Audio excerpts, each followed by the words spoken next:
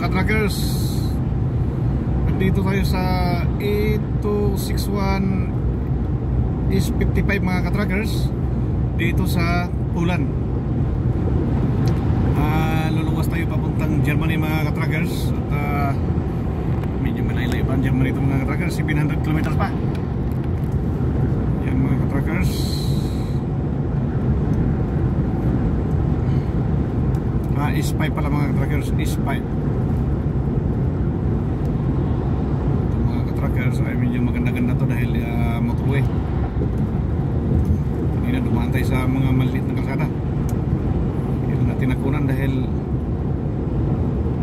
napakakitip at malikot. Yan mga katrackers.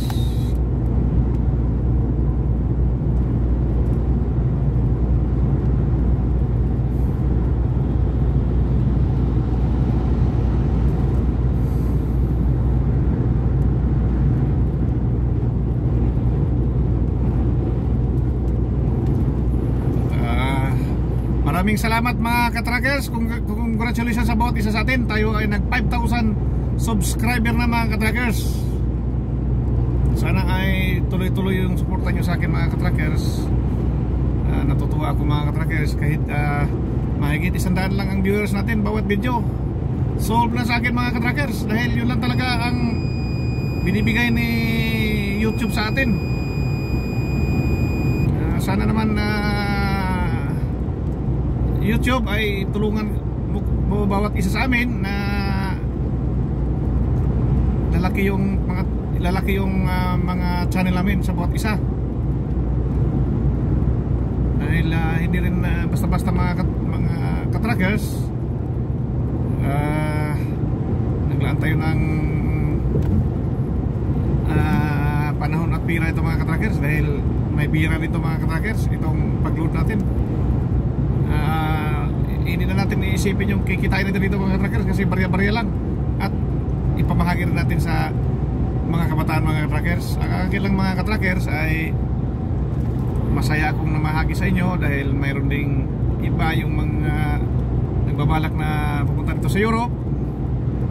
Mayroon silang kukuha sila ng kunting idea kung magtatanong sila sa akin. Basta huwag nyo lang akong tanungin na anong agency sa Pilipinas kasi wala talaga akong alam mga katrackers dahil sinabi ko pa ulit-ulit, hindi talaga ako nagagaling sa Pilipinas kung hindi ako ay nagagaling sa Dubai. Yan mga katrackers, kaya wala akong alam. You know, kahit saang lugar mga katrackers, dito sa Pulan, daming mga, kahit ito ay hindi pa naman itong motorway na to ay hindi pa to ganong busy mga katrackers. Doon sa Dos, yun ang marami kasi papuntang Warsaw, Warszawa, kumaga Manila. Doon. Ito sa atin, probinsya lang ito mga katrackers. Pusnan, Turoklo. Yan mga katrackers.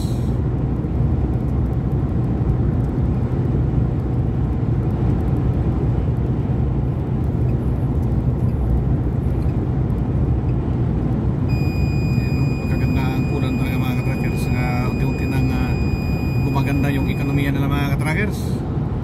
Biruin mo yung helicopter na Black Hawk helicopter na in-order.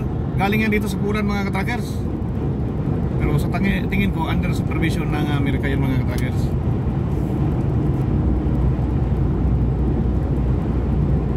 Yan mga katrackers.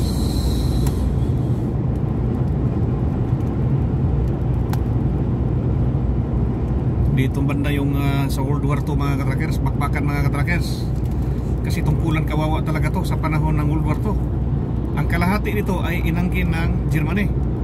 Ang kalahati naman ay inangkin sinakop ng Rusya.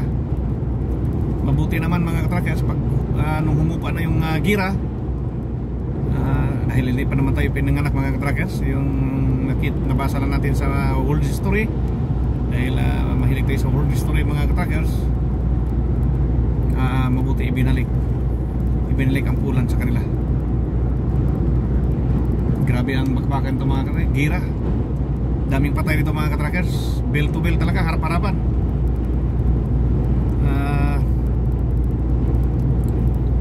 Kasi ang pinaka magkalaban talaga sa World War II mga katrackers ang Germany at France. dahil gustong sakupin ng Germany ang Austria. Yan, diyan nag-umpisa mga ka-trackers hanggat nakarating na sa atin sa Asia Pacific. Yung Japan gusto niyang sakupin lahat at diyon lang sa minala sa Pilipinas. Yan mga ka-trackers.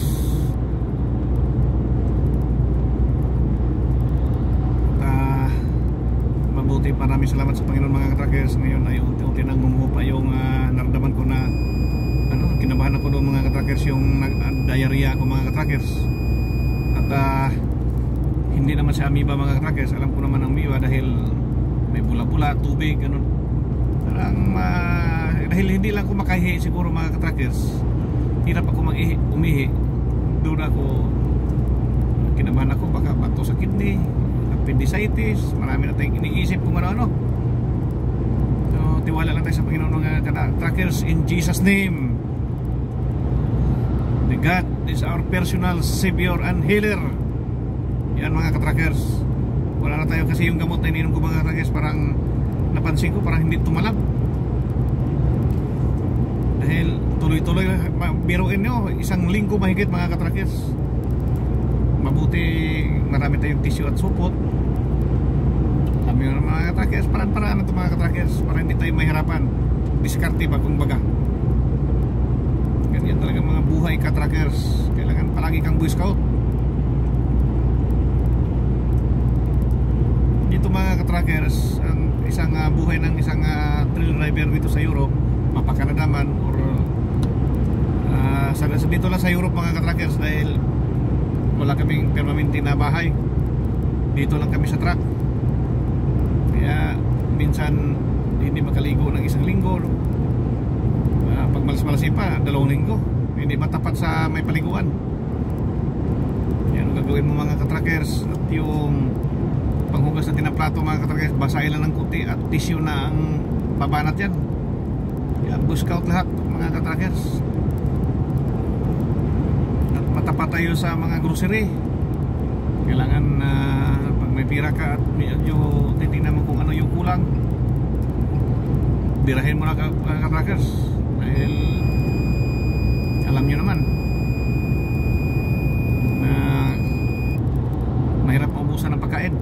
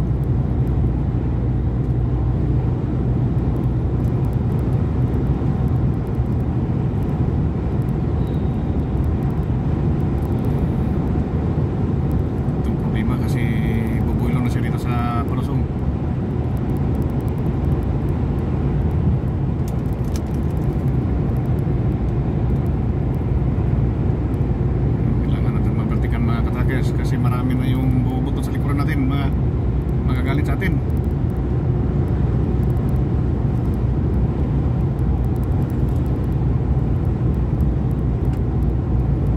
Yan, buti naglaylo.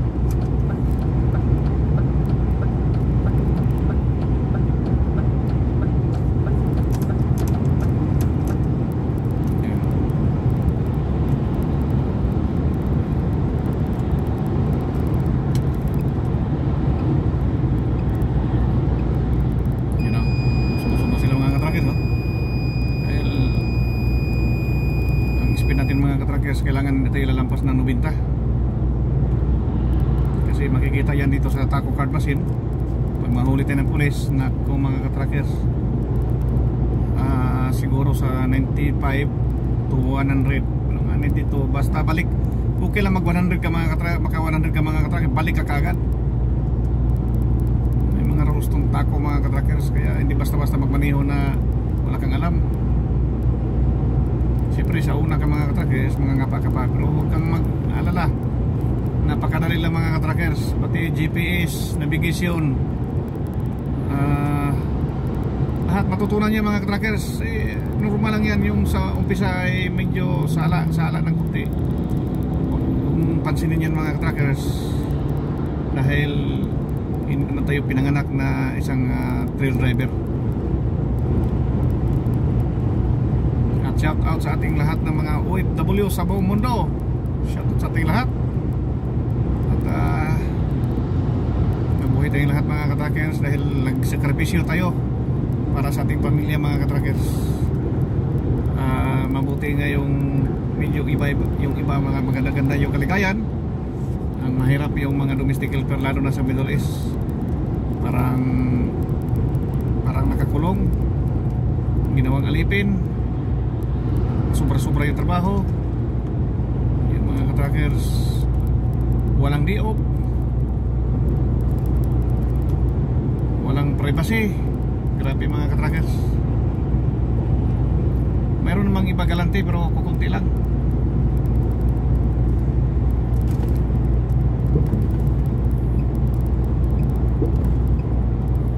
Iba sinamantalahan ng kanilang mga amo.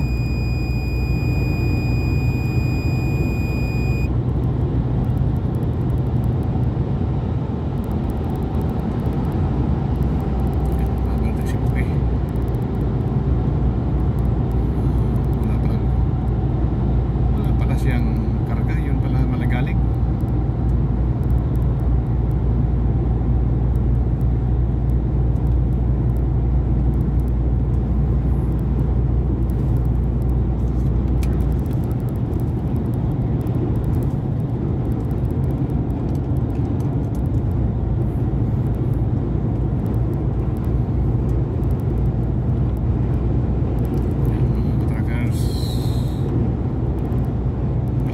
Sa dos.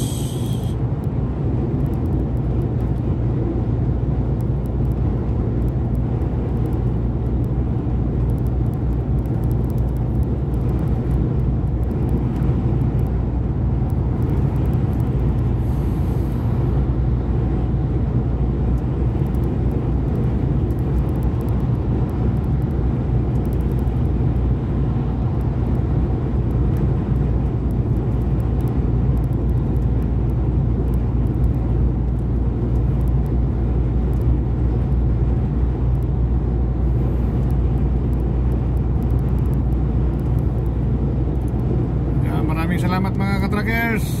Tuloy-tuloy lang mga ka-trackers. Huwag tayong susuko. Laban lang. Kahit kukunti lang manonood sa atin. Dahil tayo ay nagsasabi ng totoo at yung mga video natin ay original. Hindi ito gaya-gaya or kinopya lang natin. Tayo mismo yung gumawa ng video natin. At mayroon parang yung ibang tao may mga matutunan pa sa ating ginagawa. Samantala yung mga kabalastugan, yun lang dinudumog ng mga tao.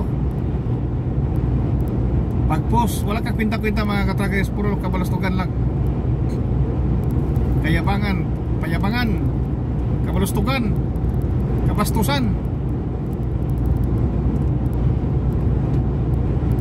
Yan mga ka-trackers, anong gagawin natin? Ito na yung kapalaran natin. Tanggapin na natin mga ka-trackers.